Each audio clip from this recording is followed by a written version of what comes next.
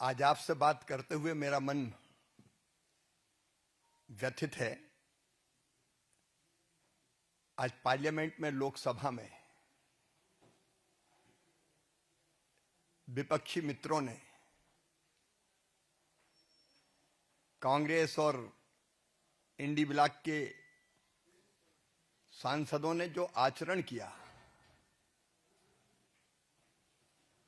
उसने लोकतंत्र को कलंकित किया है। संसदीय मर्यादाएं तार तार हुई हैं। लोकतंत्र को भीड़ तंत्र में बदला है, गुंडा तंत्र में बदला है। आप जानते हैं कि विकसित भारत गारंटी फॉर रोजगार एंड आजीविका मिशन ग्रामीण, इस बिल पर चर्चा थी। कल चर्चा प्रारंभ हुई। रात के 1:30 बजे के बाद तक चली। पूरी गंभीरता से मैंने 98 माननीय सांसदों के विचार सुने और मैंने प्रारंभ में ही कहा था कि संसद कोई ईंट गारों का भवन नहीं, लोकतंत्र का पवित्र मंदिर है। इसमें चर्चा होना चाहिए, सार्थक चर्चा होना चाहिए, क्योंकि चर्चा ही लोकतंत्र के प्राण है। हमारे प्रतिपक्ष के मित्रों ने जो कहा, हमने ध्यान से सुना और आज मुझे जवाब देना था। मैंने आग्रह किया कि मैं आपके एक एक प्रश्न का उत्तर दूंगा, लेकिन मुझे सुना जाए। लेकिन जैसा अमर्यादित आचरण का प्रदर्शन हुआ,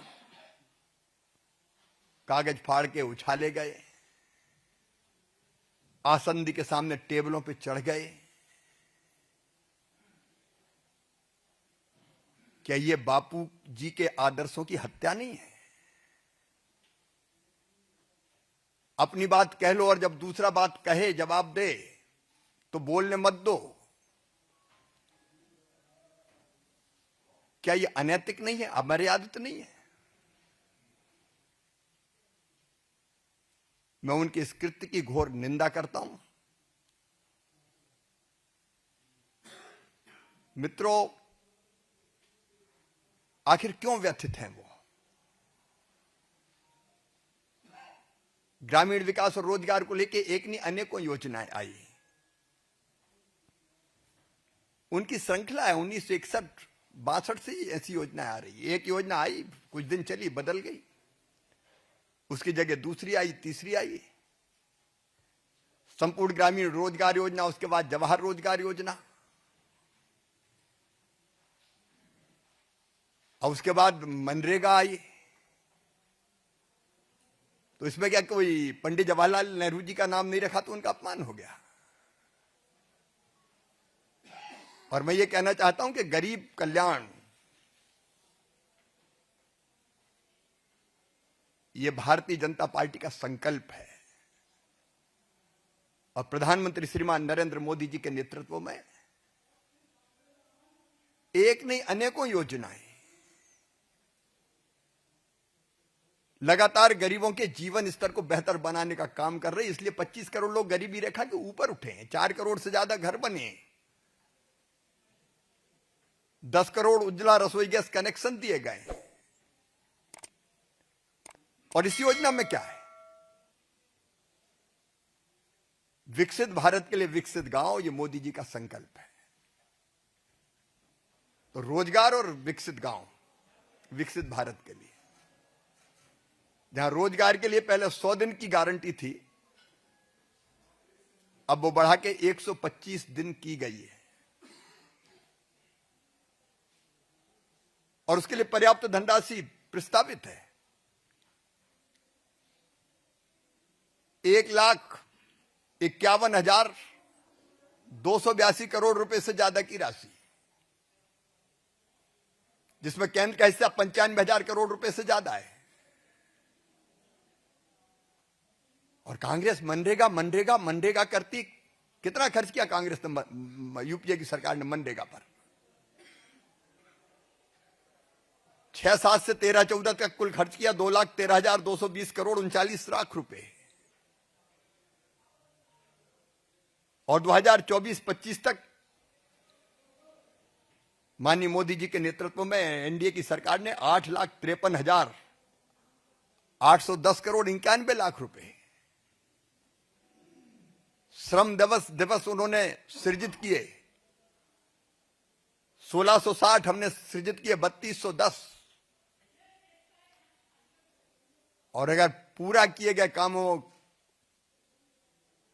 को हम देखें तो 153 लाख उनने कंप्लीट किए, 862 लाख हमने किए। हमने रोजगार ज्यादा दिया, विकास के काम ज्यादा किए। और अब अगर एक कदम बढ़ के और एक योजना बनती है तो उसमें आपत्ति क्या है? क्या केवल एक जगह गड्ढा खोद के मिट्टी फेंक दो, फिर दूसरी जगह गड्ढा खोद लो? पैसा भ्रष्टाचार की बलि चढ़ जाए, क्या ये होने देना चाहिए? हमने एक संपूर्ण योजना बनाई जिसमें विकसित गांव का स्वरूप क्या होगा। और गांव का स्वरूप तय विकेंद्रित है, गांव के लोग करेंगे, लेकिन गांव में क्या क्या बनेगा? जल संरक्षण के काम जो बहुत जरूरी है, गांव में इंफ्रास्ट्रक्चर, स्कूल हो, स्वास्थ्य केंद्र हो, आंगनवाड़ी का भवन हो, आजीविका के काम हो, सड़कें हो, ड्रेनेज का सिस्टम हो। एक पूरी सूची है, मैं उसके विस्तार में नहीं जा रहा अभी। आजीविका से संबंधित अनेकों गतिविधियों के काम अलाउ किए गए। और प्राकृतिक आपदा में नुकसान कैसा रोका जाए, तो रिटेनिंग वाल से लेकर ड्रेनेज के सिस्टम तक की व्यवस्था इसमें। और एक और सुधार किया,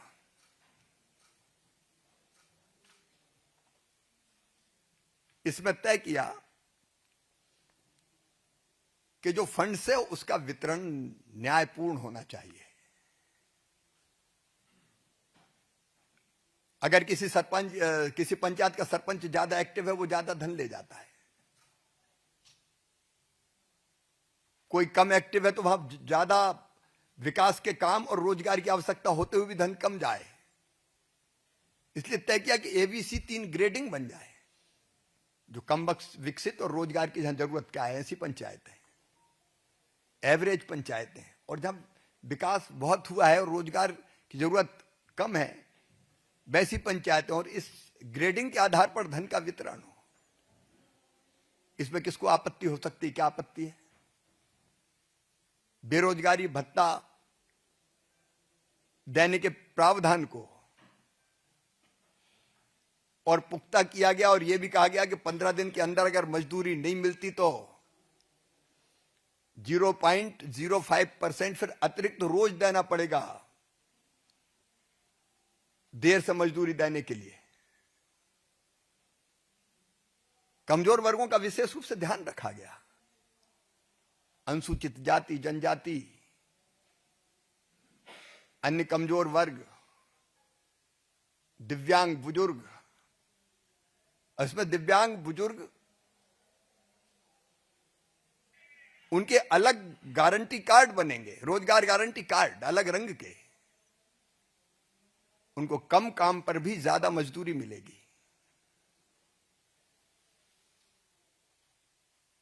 अब मुझे समझ में नहीं आता कि मानवीय दृष्टि से जिन चीजों का ध्यान रखा गया है उसमें भी तकलीफ। जब यूपीए की सरकार थी तब शरद पवार जी कृषि मंत्री थे। उनने, और जब इस बिल पर पहले मनरेगा वाले पर चर्चा हुई थी, नरेगा पर, तब रघुवंश बाबू ने भी इसको रेखांकित किया था कि कृषि के कार्य प्रभावित ना हो जाएं, उसके लिए भी ध्यान देना चाहिए। शरद पवार जी ने भी चिंता व्यक्त की। 86% किसान हमारे लघु हैं, सीमांत हैं। अभी मैकेनाइजेशन नहीं हो पाया कि वो कृषि के कामों को मशीन से कर ले, तब खेती में भी रोजगार के अवसर पैदा होते हैं। तो वैसे समय के लिए अगर 60 दिन जो राज्य सरकार तय करे, अगर ये व्यवस्था की गई है एक साथ नहीं अलग अलग समय पर भी, कि फिर 125 दिन की गारंटी रखते हुए कृषि के कार्यों में भी मजदूर जाएं। अब इसके जो सारे प्रावधान, फिर एक बात जिसकी ये टेक्नोलॉजी के इस्तेमाल का विरोध करते हैं, क्यों?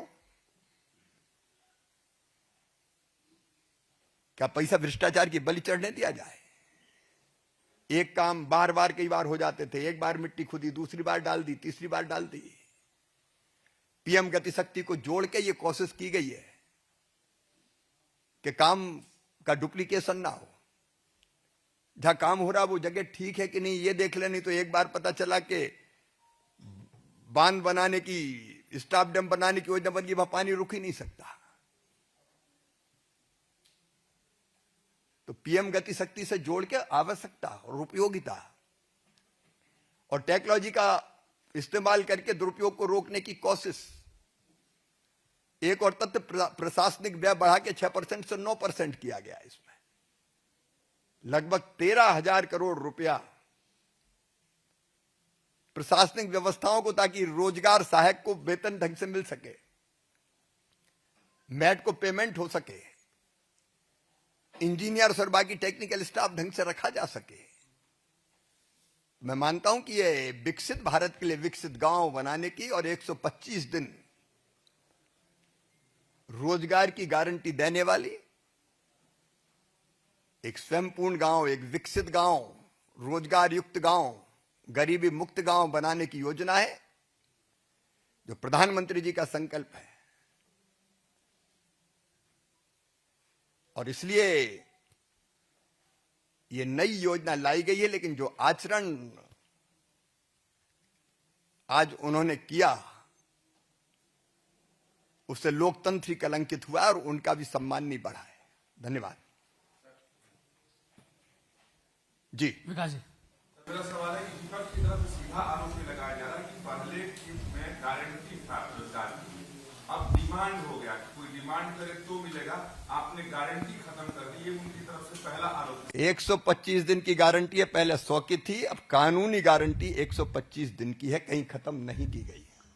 कमलेश जी, शिवराज जी, विपक्ष का आपकी डिमांड ये है कि आपने स्टेट पे ज्यादा भार दे दिया, 40% स्टेट को देना पड़ेगा, पंचायती राज नहीं है, तो पावर था पंचायत के पास, तो अपने करना। पंचायत के अधिकार अभी भी पूरी तरह से सुरक्षित है। गांव की सारी योजनाएं पंचायत और ग्राम सभा ही बनाएगी, कोई केंद्र से नहीं बनेगी, बल्कि ये तो नीचे से बनते हुए ऊपर आएंगे। और दूसरी बात, भार की बात करते हैं तो ये 95,000 करोड़, मैंने कहा अब तक 86,000 करोड़ था उसका बजट, तो केंद्र का ही है। तो विकास गांव का होगा, राज्य में ही होगा।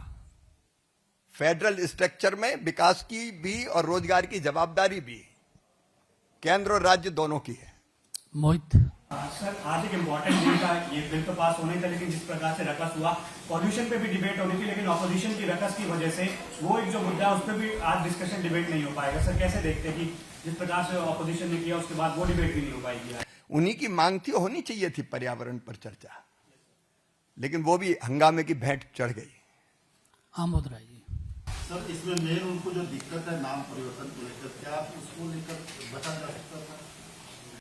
इसमें नाम आप देखिए, जो उद्देश्य है योजना के, उस उद्देश्यों को ही प्रकट नाम कर रहा है, रोजगार और आजीविका। और मैं ये मानता हूं कि बापू जी के ही आदर्श है इसमें क्या आपत्ति है?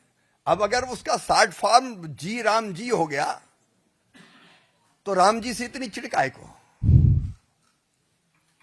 विनीत। सर, यही सवाल था कि नाम से ही आपत्ति है, उनका यह कहना था कि अगर इस तरह का नाम नहीं रहता, इस नाम से बचा जा सकता है। क्यों बचते? जो काम है, जैसा काम है वैसा नाम है। नवनीत जी। सर, राहुल गांधी का कहना है कि 40% जो खर्च है वो राज्यों को मजबूर किया जा रहा है। मजबूर नहीं कर रहे, वहां और ज्यादा केंद्र में जो पैसा दे रहा है उससे विकास की दृष्टि से मजबूत हो रहे हैं। और मैंने पहले ही कहा कि विकास और रोजगार दोनों केंद्र और राज्य दोनों की जवाबदारी। ललित कांडपन।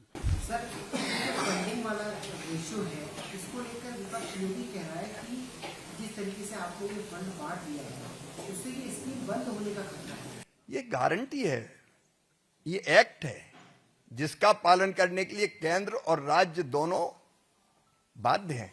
बंद कैसे होगी? आदित्य टंडन, एक मिनट Sir, वेट कीजिए। Shivraj ji, I have two questions. One is, how will the scheme roll out on the ground? Because previously it was a demand-driven scheme. Now the scheme is basically a normative funding scheme, where outcomes other than demand will also be factored in. तो पहले होता था कि कोई काम मांगेगा उससे मिलेगा, वो कोई भी काम शुरू हो जाएगा. तो now how will it pan out on the ground? आज भी काम मांगेंगे, काम मिलेगा। और ये प्रस्तावित फंड अंतिम नहीं है, और जरूरत पड़ेगी और दिया जाएगा। रेसो केवल 60-40 हो गया है, तो डिमांड ड्रिवन ये आज भी है। आप पूछें। सर, लगातार सदन में हम देखते हैं जब भी सदन चलता है, चाहे शीतकालीन हो या फिर विधानसभा का, हमेशा सदन में हंगामे की वजह से आपको नहीं लगता कि जनता के कुछ मुद्दे ऐसे होते हैं जो पीछे छूट जाते हैं, इसकी जिम्मेवारी कौन लेगा? जो ये हल्ला हंगामा कर रहे हैं उनको जवाबदारी लेनी चाहिए। आज मैं उनके हर प्रश्न का, कल भी मैंने सुना, आज भी उत्तर देता। आनंद उसी में आता, वो वहां पूछते ना। लेकिन ये लोकतंत्र को भीड़ तंत्र में बदलना ये शुभ नहीं है। जी आप पूछिए। सर, वेस्ट बंगाल का एक लॉन्ग स्टैंडिंग डिमांड है कि 100 दिन के काम में पैसा नहीं मिला, अब क्या पैसा मिलेगा? वेस्ट बंगाल में योजना जारी करने के निर्देश जारी कर दिए गए हैं। विभा जी। शिवराज जी, इस बिल की तैयारी ऑब्वियसली काफी दिनों से आप कर रही होंगी, तो सडनली इतना किसी को इसकी भनक भी नहीं थी, लेकिन सडनली क्या हुआ मुझे ये समझ में नहीं आ रहा। कई दिनों से, कई वर्षों से कई कमियां चर्चा में थी, ध्यान में थी, और रिफॉर्म होने चाहिए ये मांग कई दिनों से की जा रही थी। उसको पूर्णता प्रदान की कि रिफॉर्म में देर क्यों करें, जब सब चीजें समझ ली तो आगे बढ़ना है। सर, क्या लगता है कि विपक्ष को जो योजना है उससे ज्यादा नाम से ज्यादा दिक्कत हो रही है? देखिए, जहां तक नाम का सवाल है, नाम तो उन्होंने कितनी योजनाओं के स्वर्गीय पंडित जवाहरलाल जी के नाम पे रखे, स्वर्गीय इंदिरा जी के नाम पे रखे, स्वर्गीय राजीव जी के नाम पे रखे। तो नाम की सनक उनकी है, वो नाम के लिए मरते हैं, हम काम के लिए। सर, विपक्ष ने कहा, प्रियंका गांधी ने कहा कि ये बेफिजूल खर्च होगा, आप उसमें नाम बदलेंगे, छपेंगे, नए सिरे से सब कुछ होगा, तो ये अतिरिक्त खर्च नहीं है। अतिरिक्त खर्च कहां से होगा? नाम तो उनने सैकड़ों रखे, और मैं बता सकता हूं कि जब जब उनकी सरकार आई उन्होंने नाम बदल दिए। मैं दर्जनों मध्य प्रदेश के और छत्तीसगढ़ के नाम गिना दूं। दीनदयाल जी के नाम पे थे, बदल के फिर दूसरे नाम पे कर दी। सर, पंजाब में खासतौर पे अकाली दल कह रहा है कि पंजाब वैसे ही कर्जे में डूबा है, तो 40% कहां से देगा? हर राज्य के पास ये क्षमता है कि वो जब उनके यहाँ विकास के काम होने हैं और उसी राज्य में रोजगार मिलना है, तो वो ये व्यवस्था कर सके। अभी भी कर ही रहे हैं अलग अलग योजनाओं के लिए। आप पूछिए। सर, मैं कह रहा था कि आपने बताया कि जो दिव्यांगजन होगा उनको लेकर कार्ड अलग होगा और अलग रंग का होगा। अभी तक जो विवाद है वो जो अलग कार्ड बनेगा उसका रंग जो आपके आगे और पीछे उस रंग का तो नहीं होगा। अब रंग के बारे में विचार करेंगे, तय करेंगे। जी वैसे सवाल बहुत खड़े कर रहे हैं, लेकिन वो सदन में चर्चा के समय नदारद रहे, तो नेता प्रतिपक्ष भी किस तरह से ले रहे हैं? कांग्रेस ने नामा करके नेता प्रतिपक्ष सदन में। अब मैं ये बात भी दुखी मन से कह रहा हूं कि लोकतंत्र में नेता प्रतिपक्ष का और विपक्ष का अपना महत्व होता है। वो अपने आचरण से, अपने व्यवहार से उस महत्व को निरंतर कम करते चले जा रहे हैं। महत्वपूर्ण विषयों पर चर्चा हो, नेता प्रतिपक्ष गायब हो जाएं, और गायब भी ऐसे हो कि देश में ना रहें, विदेश में चले जाएं, फिर अचानक प्रकट हो जाएं। इससे पद की गरिमा को उन्होंने समाप्त किया है।